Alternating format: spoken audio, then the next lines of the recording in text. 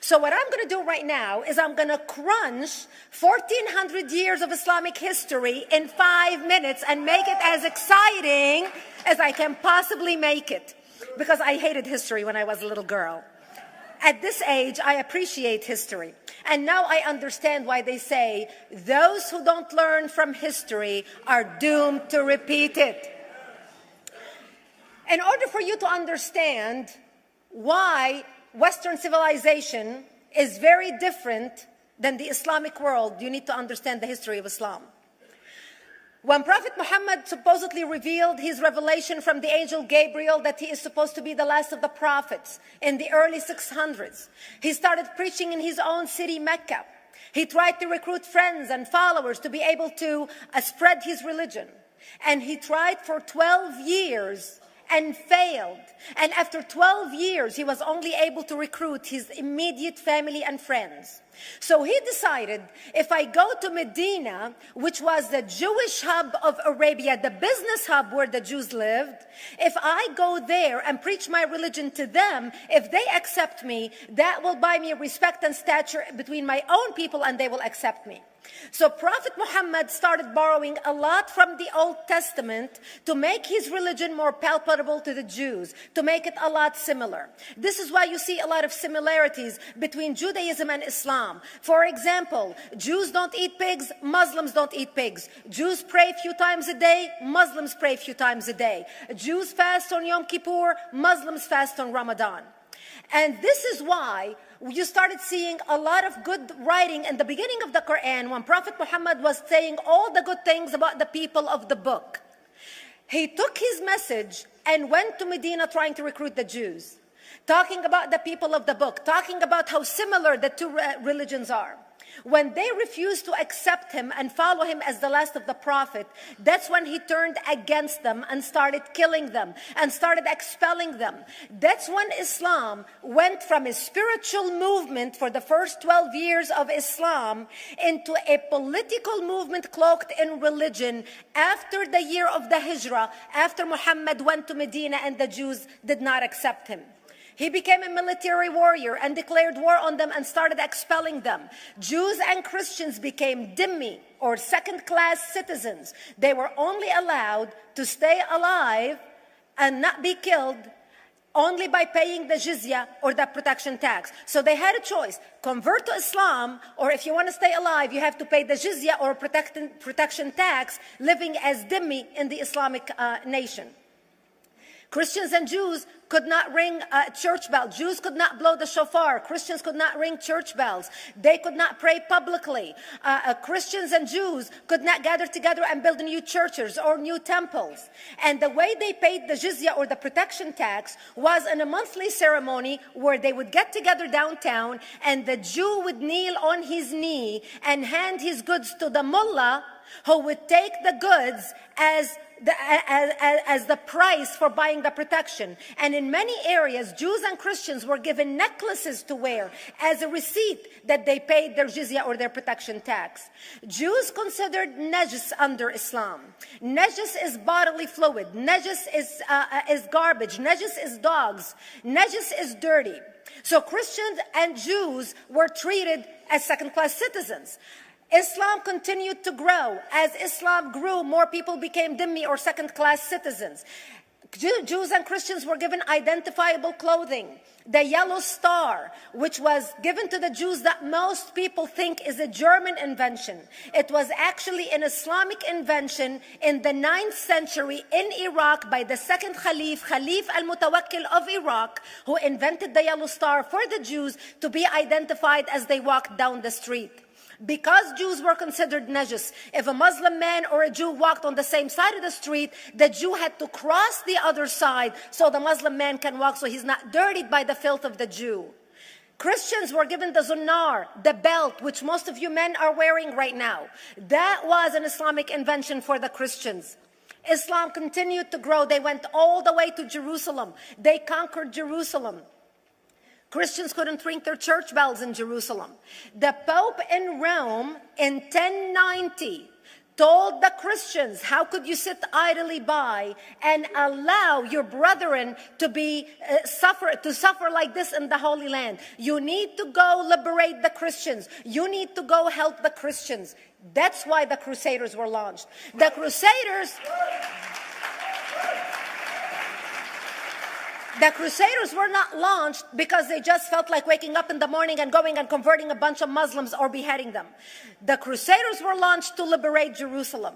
And they were able to liberate Jerusalem for less than 100 years before Salah ad-Din al-Ayyubi, Saladin, took it back, and Jerusalem remained under Islamic control until 1967, when the State of Israel liberated Jerusalem, where Christians, Jews, and Muslims could pray under the same sky.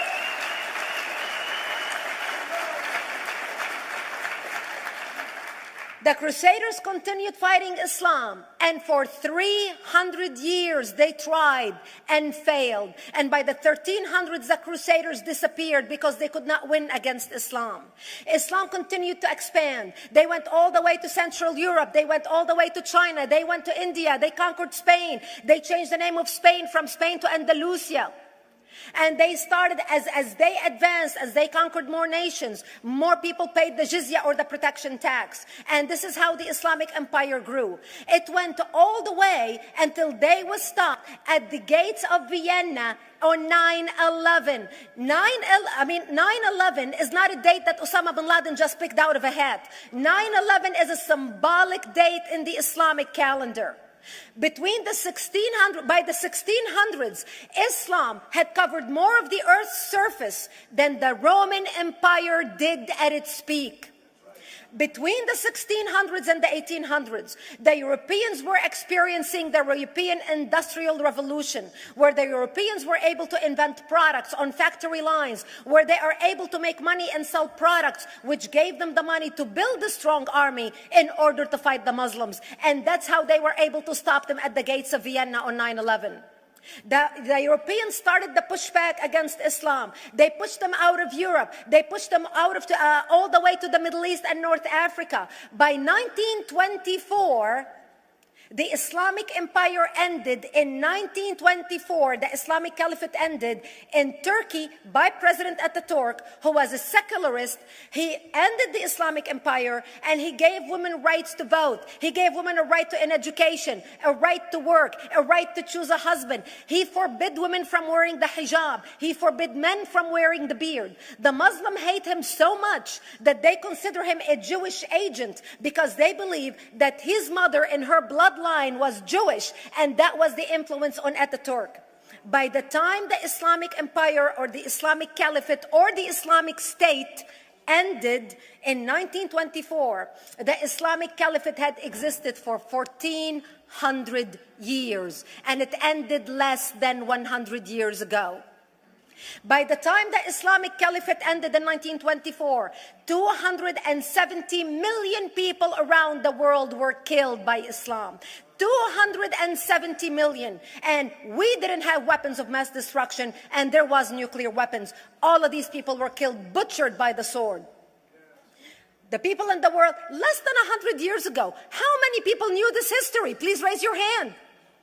We in America have failed to educate our children about history. We in America failed to educate our population about history. Our children in high school, you take any 17, 16-year-old kid, 18-year-old kid, and ask them about World War II. They can't even tell you what happened in World War II. For them, it's ancient history, and we still have our World War II veteran walking among us. That's how little we know of history. Islam ended in 1924, the Caliphate. People thought the Caliphate will never be resurrected. The Caliphate will never come back. But two things happened in the Middle East in the last century that made the Islamists be able to resurrect the Caliphate. Number one is the discovery of oil in Saudi Arabia, which we were able to discover and were stupid enough to allow them to nationalize it. And the number two that happened was Ayatollah Khomeini coming to power in 1979. That gave the Islamists the money and also the spiritual covering in order to explode on the world stage. And people say, oh, well, the Wahhabis exported their Wahhabi radical religion. The Wahhabis are the name of Wahhab. They're not a different sect of Islam. They follow the authentic preaching of Prophet Muhammad, the way Prophet Muhammad lived and practiced his religion. This is why neither you or me or any infidel can step a foot in Mecca, because as far as they're concerned, we are filth. And as infidels, we're not allowed to step a foot, not President Obama and not anybody else. As a matter of fact, Al-Qaeda used to use Saudi Arabia and its success as an excuse to recruit members, as the example to show them how Allah has blessed Saudi Arabia because of the way they adhere to the tenets of Islam. And today we talk about ISIS. ISIS is not a new invention. ISIS resurrected the caliphate that ended less than 100 years ago. Except we are too ignorant and too uninformed to understand what ISIS is doing and why ISIS is succeeding.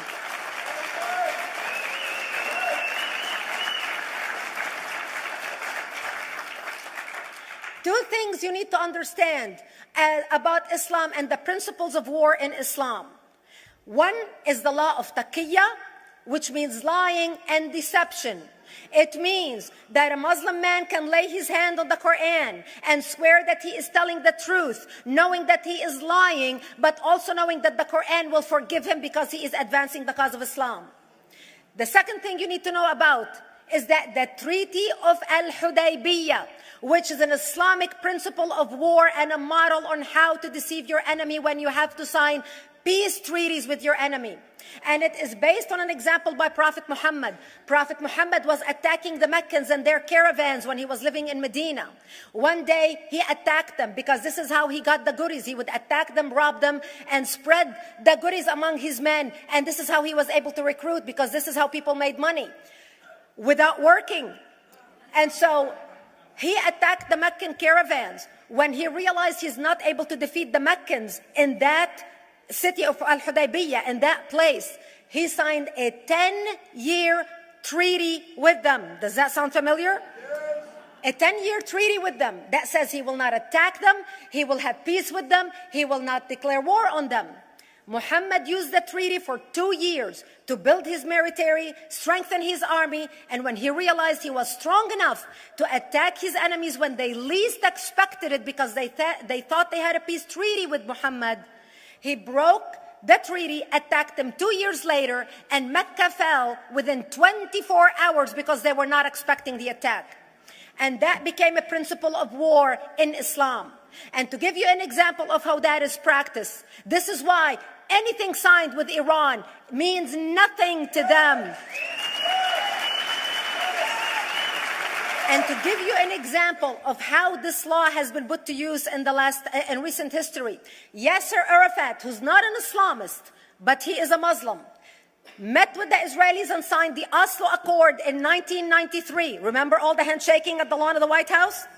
The Oslo Accord, Yasser Arafat used the peace treaty, the Oslo Accord with Israel, to get Israel to bring him back and give him his territory, finance his military, train his police, and give his police the weapons.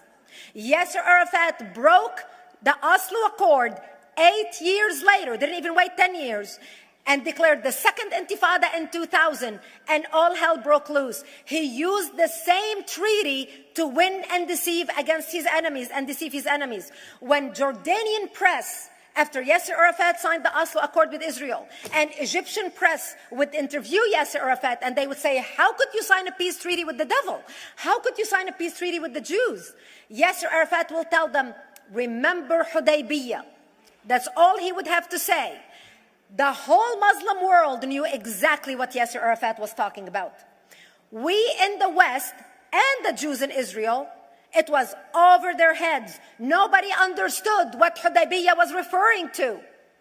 And this is the type of deception that we are dealing with. So when Iran signs a peace treaty with the United States for 10 years, they are using us as useful idiots, as gullible, ignorant people who are signing a peace treaty with the devil in order for Iran to continue her thing.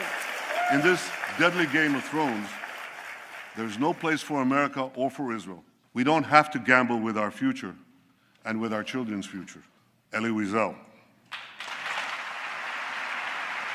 And I wish I could promise you, Elie, that the lessons of history have been learned. That is why it is so important to be wise about who we're going to put in the White House next year.